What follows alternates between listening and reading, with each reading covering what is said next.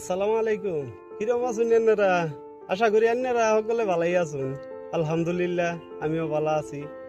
তো ভালো আছি কারণে এনেগর মধ্যে আয়া পড়লাম দুইটা কথা কওয়ার লেগা, এনেগর শুনানির লেগা। যাই হোক, এখন আছি আমি আমার বাড়ির সামনে।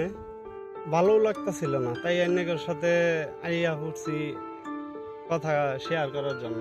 আচ্ছা যাই হোক, যে এনে বসে রয়েছি। আজকে আবার কাজের লোক আছে অনেকগুলো, তো তারা ধান নিয়ে আসতেছে।